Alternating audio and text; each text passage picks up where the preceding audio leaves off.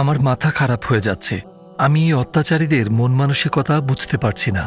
ফিলিস্তিনি শিশুদেরকে হত্যা করা হচ্ছে, সেখানে বাচ্চারা তাদের মায়ের মৃতদেহের পাশে বসে আছে।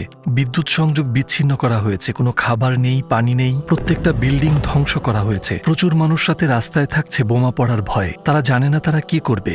এটা গাজা, এটা ফিলিস্তিন। আমি ইনস্টাগ্রামে নিরীহ মানুষের উপর করা অত্যাচারের এত ভিডিও দেখেছি যা দেখে আপনি ভেঙে পড়তে পারেন। একদিকে প্রত্যেক ধর্মের সেসব লোকেরা রয়েছে যারা এই অত্যাচার দেখে চুপ করে থাকতে পারছে না, আর তারা চিৎকার করছে ফ্রি প্যালেস্টাইন। অন্যদিকে অনেক রাষ্ট্র রয়েছে যা এই আন্দোলনকে প্রতিহত করছে। ভাবতে পারেন কোরআন পড়িয়ে আন্দোলন করার অনুমতি আছে, কিন্তু শিশুদের হত্যা বন্ধ করার জন্য আন্দোলন করার অনুমতি নেই। উদাহরণ হিসেবে ফ্রান্সে আপনি যদি গাজাবাসীদের অধিকারের পক্ষ নেন তাহলে আপনাকে বলা হবে জঙ্গি। আপনি যদি বলেন আমরা জার্মানিতে একটা প্রোটেস্ট ওয়াক করব, আপনাকে দেশচ্যুত করার হুমকি দেওয়া হবে। কেন? এটা কি মিথ্যে? হাজার হাজার নিরীহ ফিলিস্তিনি মানুষ কি আপনার চোখের সামনে মারা যাচ্ছে না? এটা কি কোনো মুভি? যেসব ফিলিস্তিনি মায়েদের আমরা দুঃখ করতে দেখছি তারা কি হলিউডের অভিনেত্রী? কেন আপনারা হাজার হাজার সোশ্যাল মিডিয়া অ্যাকাউন্ট বন্ধ করে দিচ্ছেন? তারা প্যালেস্টাইনের পক্ষ নিচ্ছে কিন্তু তাদের সাথে হামাসের কোনো যোগসাজশ নেই। কেন তাদেরকে চুপ করিয়ে দিচ্ছেন? আপনাদের দাবি পশ্চিমে বাকস্বাধীনতা ও মতামতের স্বাধীনতা আছে। না, আপনারা শুধু আপনাদের মতামতের স্বাধীনতা চান। আমি কেবল একটা নিউজ রিপোর্ট পড়লাম, আমেরিকান সিনেট ইসরায়েলের পক্ষে ভোট দিয়েছে। ৯৭ জন সদস্যদের মধ্যে আপনি কি জানেন কয়জন বলেছে যে আমাদের ইসরায়েলকে সমর্থন করা উচিত নয়? 0। এখানে কি একজন মানুষেরও বিবেক নেই? এটি নিখুঁত শয়তানি। আমি ভেবেছিলাম ইবলিশই এতটা খারাপ হতে পারে, কিন্তু এখন আপনারা আমাকে দেখিয়ে দিয়েছেন যে একজন মানুষও ইবলিশকে অনুসরণ করে এমন খারাপ হতে পারে। আপনাদের কি মাথা নষ্ট হয়ে গিয়েছে? আপনাদের কি হৃদয় নেই? কেন আপনারা হার্ভার্ড ইউনিভার্সিটিতে যুদ্ধবন্ধের আন্দোলনকারী তরুণদের হুমকি দিচ্ছেন? আমি যখন ছোট ছিলাম তখন হলিউড বেশ পছন্দ করতাম, আর আমি আমেরিকা আর ইউরোপের দেশগুলো দেখে বেশ মুগ্ধ হতাম। আমি ভাবতাম তারা খুব ভালো, তারা মতামতের স্বাধীনতার মূল্য দেয়, তারা খুবই উন্নত, তাদের উন্নত নৈতিকতা রয়েছে। ভাবুন, তারা আমার কফি খাওয়ার স্ট্রটি কাগজ দিয়ে নাকি প্লাস্টিক দিয়ে বানানো সেটাও খেয়াল রাখছে, কারণ প্লাস্টিক পরিবেশের জন্য খুব ক্ষতিকর, তাই আমরা কাগজের ব্যবহার করি। কতটা মহৎ লোক আপনারা! আমার পশ্চিমা বিশ্ব নিয়ে পূর্বধারণা বদলে গেছে। সাম্প্রতিক হামলায় ৩০,০০০-এরও বেশি ফিলিস্তিনি নাগরিক মারা গেছে এবং আরও মারা যাচ্ছে। আপনারা কি সেই ওয়ার্ল্ড লিডার না যারা পুরো বিশ্বকে কাঁপিয়ে দিয়েছিলেন যখন চার্লি হ্যাবডোর ঘটনায় ১২ জন লোক মারা গিয়েছিল? আপনারা কি তখন পাশাপাশি পথ চলেননি? তখন সেই মৃত ১২ জন মানুষ ছিল, আর এখন এই ৩০,০০০ মানুষ কি তবে পশু? এই জন্যই কি আপনারা কেয়ার করছেন না? না, আপনারা পশু পাখির অধিকার রক্ষার ব্যাপারেও বেশ সংবেদনশীল। যদি মুসলিমরা ৩০,০০০ পশু পাখি হত্যা করত তাহলে আপনারা তাদের গড়িয়ে দিতেন। ৩০,০০০ মানুষ। আমাদের কথা যদি আপনার বিশ্বাস না হয় আপনি আন্তর্জাতিক সংগঠনগুলোর পরিসংখ্যান দেখুন। পরিসংখ্যানে কি সেই সংখ্যাগুলো মিথ্যা বলছে? দুর্দশায় জর্জরিত মানুষদের ভিডিওগুলো কি হলিউডে বানানো হয়েছে, নাকি তারা প্রফেশনাল অভিনেতা? ওহ, আমি ভুলে গিয়েছি, আপনারা জানেন কিভাবে মানুষকে ভুল বোঝাতে হয়। আপনারা পার্ল হারবারের মতো মুভি বানান, পারমাণবিক বোমা নিক্ষেপ করেন, ২ লাখ মানুষকে হত্যা করেছেন, কিন্তু আপনারা আপনাদের নির্দোষ বলে দাবি করেন। আমাদের বড়রা আমাদের একটি পিঁপড়ার গল্প বলতেন। নমরুদ পর্বতের সমান বড় আগুন জ্বালিয়েছে। সে সেখানে ইব্রাহিম আলাইহিসসালামকে পুড়িয়ে ফেলতে চায়। সেই সময় সেখানে একটা পিঁপড়া ১ ফোঁটা পানি নিয়ে যাচ্ছিল। তারা পিঁপড়াটিকে জিজ্ঞেস করল, এত বড় আগুন কি তোমার এই ১ ফোঁটা পানিতে নিভে যাবে? তুমি কি করছো? পিঁপড়া উত্তর দিল, আমি জানি এটা নিভবে না। আমি দেখাতে চেয়েছি যে আমি কার পক্ষে আছি। যখন পশ্চিমা বিশ্বের কথা বলি তখন সবাই বিপক্ষে এটা বলছি না। আমি লাখ লাখ ইহুদি, খ্রিস্টান, নাস্তিক লোকেদের হত্যাকাণ্ডের বিপক্ষে কথা বলতে দেখেছি, কিন্তু যারা এই হামলাকে সমর্থন করে বা চুপ করে আছে তাদেরকে বলি, শিশুগুলোর রক্ত আপনার হাতেই রয়েছে।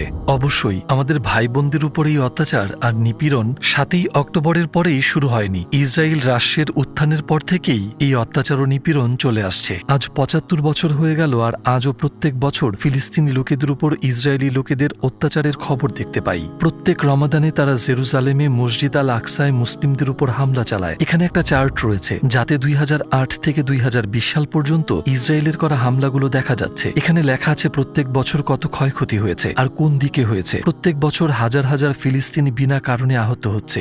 ৩০,০০০ নিরীহ ফিলিস্তিনি লোকেরা ২০১৮ সালে আহত হয়েছে। সেখানে নারী, শিশু ও বৃদ্ধ লোকেরাও ছিল।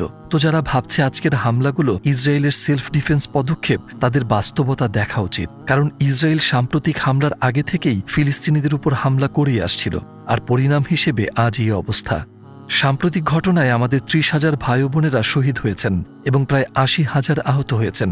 আমি আপনাদের এই সংখ্যাগুলো বলছি, কিন্তু আপনারা ভিডিও দেখাকালীন সময় এই সংখ্যাগুলো বাড়তেও পারে। তো এখন উপায়, পরবর্তীতে কি হবে? জেরুজালেমে এই ঘটনাগুলো কতদিন চলবে? মুসলিমরা যখন শত শত বছর শাসন করেছে, তখনকার মতো শান্তিময় পরিবেশ কি আর পাওয়া যাবে না? এ সকল প্রশ্ন যদি আপনার মাথায় আসে, তাহলে আপনাকে একটা প্রশ্ন করি। ইসরায়েলের জনসংখ্যা কত? 1 কোটিরও কম। আর পৃথিবীতে মুসলিমদের জনসংখ্যা কত? 200 কোটি। আমরা তাদের থেকে সংখ্যায় 200 গুণ বেশি, কিন্তু কোন কারণে আমরা কিছুই করতে পারছি না? যদি প্রশ্ন করেন যে আমরা এই অবস্থায় কিভাবে পৌঁছলাম, এর উত্তর রাসূল সাল্লাল্লাহু আলাইহি ওয়াসাল্লাম শত শত বছর আগেই দিয়ে গিয়েছেন। তিনি বলেছেন, শীঘ্রই মানুষ একে অপরকে তোমাদের বিরুদ্ধে ষড়যন্ত্র করার জন্য দাওয়াত দিবে, যেভাবে মানুষ একে অপরকে খাবারের জন্য দাওয়াত দেয়। একজন জিজ্ঞেস করল, সেটা কি আমাদের সংখ্যায় কম থাকার কারণে হবে? নবী সাল্লাল্লাহু আলাইহি ওয়াসাল্লাম উত্তর দিলেন, না, তোমরা সংখ্যায় অনেক থাকবে, কিন্তু তোমরা সমুদ্রে ভাসমান ফেনার মতো থাকবে, আর আল্লাহ তোমাদের শত্রুর অন্তর থেকে তোমাদের ভয় ছিনিয়ে নেবেন আর তোমাদের মনে ওয়াহান সৃষ্টি করবেন। একজন জিজ্ঞেস করল, ওয়াহান কি? রাসূলুল্লাহ সাল্লাল্লাহু আলাইহি ওয়াসাল্লাম জবাব দিলেন, দুনিয়ার প্রতি ভালোবাসা আর মৃত্যুকে অপছন্দ করা। তারা কায়িকভাবে প্যালেস্টাইনে অত্যাচার চালাচ্ছে আর 200 কোটি অন্যান্য মুসলিমদেরকে মানসিকভাবে অত্যাচার করছে। এটাই সমস্যার মূল উৎস। তারা আমাদের আত্মা, হৃদয় দখল করে ফেলেছে। হয়তো আপনাকেও দখল করে ফেলা হয়েছে। ভাই, আপনি ইসরায়েলের বিরুদ্ধে স্লোগান দিচ্ছেন এবং বলছেন, ফ্রি প্যালেস্টাইন, জেরুজালেমকে মুক্ত করো, আল কুদুসকে মুক্ত করো, কিন্তু আপনি সালাতের আদেশ অমান্য করছেন, যা জেরুজালেমের মিরাজ থেকে এসেছিল। আপনি যে স্লোগানগুলো বলছেন তা কতটুকু আন্তরিক? আপনি বলছেন মসজিদ আল আকসা, কিন্তু আপনি লোন নিচ্ছেন সুদভিত্তিক ব্যাংকিং সিস্টেম থেকে, যা ইসরায়েল নিয়ন্ত্রণ করে। আপনি তাদের বাড়ি গাড়ি কেনার টাকা করে দিচ্ছেন। আমরা আমাদের জীবনের প্রত্যেকটি ক্ষেত্রে দুনিয়া ভিত্তিক হয়ে গেছি। যা আমরা দেখি, যা আমরা বলি, আমাদের সম্পর্ক, আমরা কিভাবে আমাদের সময় কাটাচ্ছি, আমাদের জীবনের অনেক জিনিসই আমাদেরকে আল্লাহ থেকে দূরে নিয়ে যাচ্ছে। কেন ভাই? কেন বোন? কেন আপনি মৃত্যু আপনাকে জাগিয়ে তোলার আগেই জেগে উঠছেন না? আপনি কি বুঝতে পারছেন না যে আমরা ধর্মচর্চা না করে, সেই অনুযায়ী না চলে, আমাদের অত্যাচারীদের শক্তি যোগাচ্ছি, নিজেদেরকে দুর্বল করে ফেলছি? এই একই সত্যটি একজন জাপানিজ কমান্ডার অনেক আগে বলে গিয়েছেন।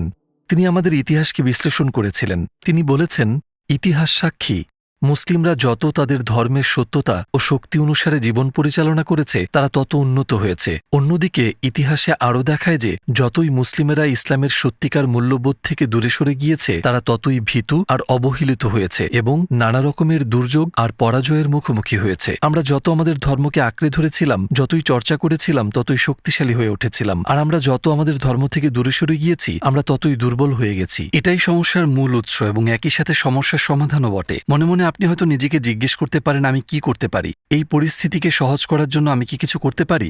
ভাই ও বোনেরা, নিজেদের ধর্ম চর্চা করুন। নিজেকে জিজ্ঞেস করুন, আমি কি নামাজ পড়ছি? আপনার জীবনযাত্রা চেক করে বলুন যে সেখানে হারাম জিনিস আছে কিনা। হয়তো আপনি বলতে পারেন, আমি এসব বিষয়ে খেয়াল রাখি, আমি সালাত আদায় করি।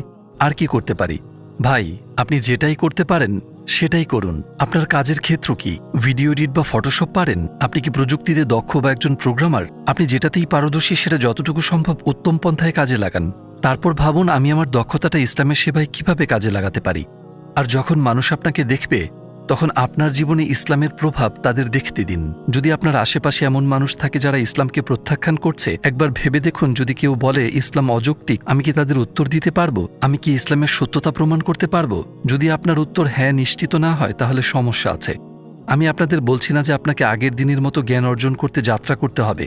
উদাহরণ হিসেবে আমরা একটি ইউটিউব চ্যানেল শুরু করেছি। প্রতিদিন আমরা লক্ষ লক্ষ মানুষের হৃদয় ছুঁয়ে যাচ্ছি। টুয়ার্ডস ইটার্নিটি আমার চ্যানেল নয়, এটা উম্মাহদের চ্যানেল। এখানে আপনাদের মতোই অনেক ভাই বোনেরা আছেন যারা এই কাজে অংশগ্রহণ করেছে। আপনার ভাবা উচিত, আমি কিভাবে নাস্তিকদের প্রশ্নের উত্তর দিব, আমি কিভাবে ইসলামকে প্রমাণ করব। এই ভিডিওগুলো দেখুন এবং শিখুন, কিন্তু দয়া করে আপনি যেমন আছেন তেমনই থাকবেন না। কারণ যদি আমরা এভাবেই থেকে যাই, আমরা আমাদের পজিশন বজায় না রাখি, আমরা আসলে ক্রমাগত পেছন দিকে সরে যাচ্ছি। যদি আমার এই মানসিকতা থাকে, যদি অন্যদেরকে এই মানসিকতা অর্জনে সাহায্য করতে পারি, তাহলে আমাদের উদ্দেশ্য অর্জিত হবে। তখন আমাদের ফ্রি জেরুজালেম, ফ্রি প্যালেস্টাইন, মসজিদুল আকসা, এই কথাগুলোতে আন্তরিকতা থাকবে। তখনই আমরা একটি প্রভাব ফেলতে পারব। তখন ইসরায়েল বা অন্য কেউই পৃথিবীর কোনো মুসলিমকেই ছোঁয়ারও সাহস পাবে না।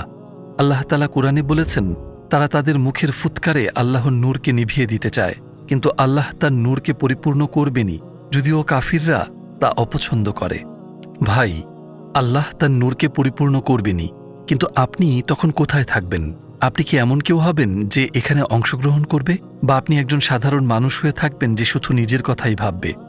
ভাবুন, যখন আমরা সেই ভালো দিনগুলো দেখব, তখন কি আপনি সক্রিয়ভাবে তাতে অংশ নেবেন, নাকি আপনি সেই ভালো জিনিসগুলো শুধু টিভিতে দেখবেন আর বলবেন, মাশাল্লাহ ভাই, মাশাল্লাহ বোন? আপনি কোন দলে থাকতে চান? আমরা যখন ভিডিওটি শেষ করছি, ভাই সাবির আমাকে একটি ঘোষণা দিতে বললেন। এখানে অনেক ভাই ও বোনেরা আছেন যারা কিছু করতে চান, যারা দাওয়াত দিতে চান, যারা ইসলামের ব্যাপারে শিখতে চান। আর আমাদের অনেক প্রোগ্রাম রয়েছে, দাওয়াতি স্কুল রয়েছে, কিছু অনলাইনে আছে, কিছু সরাসরি করতে হয়। যদি আপনি আপনার ইসলামিক জ্ঞান উন্নত করতে চান আর এই টিমের অংশ হতে চান, তাহলে আপনি টুয়ার্ডস ইটার্নিটির ইনস্টাগ্রাম অ্যাকাউন্টে মেসেজ করতে পারেন বা আমাদের হোয়াটসঅ্যাপে মেসেজ করতে পারেন।